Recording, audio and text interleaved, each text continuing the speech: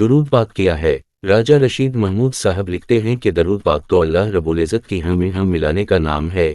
اس طرح ہم اپنی تمام تر خامیوں، غلطیوں اور گناہوں کے باوجود اللہ کریم اور اس کے فرشتوں کے ہم زبان ہونے کا شرف حاصل کر لیتے ہیں۔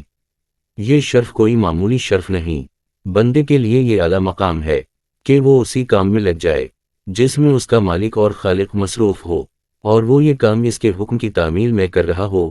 وہ کتنا عظیم کام ہوگا جس میں خالق اور مخلوق، معبود اور عابد دونوں مشغول ہوں۔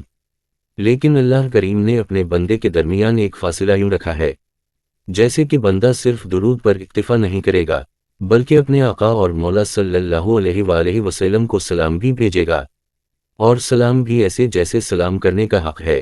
تو کیوں نہ ہم اللہ کی ہم زبانی کی عظمت بھی حاصل کر لیں اور تعمیل حکم کی سرخروئی بھی، درود سلام کو شعار بنا کر درود بھی اور سلام بھی۔ یا اللہ ہمارے نبی کریم صلی اللہ علیہ وآلہ وسلم پر اتنی بار درود اور سلام ہو جتنی بار آج تک درود سلام بھیجا گیا ہے اور آئندہ بھیجا جائے گا، آمین۔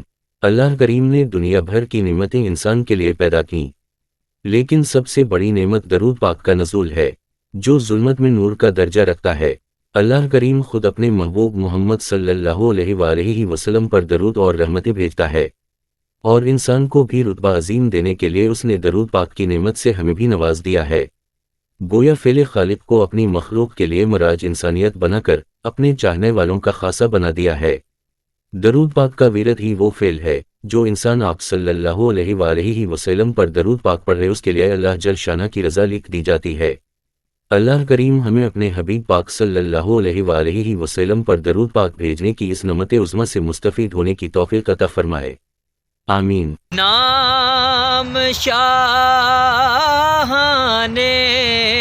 جہاں مٹ جائیں گے لیکن یہاں نام شاہانے جہاں مٹ جائیں گے لیکن یہاں حشر تک نام و نشانے پنجتن رہ جائے گا، حشر تک نام و نشانے پنجتن رہ جائے گا۔ جو پڑھے گا صاحب لولاک کے اوپر درود، جو پڑھے گا صاحب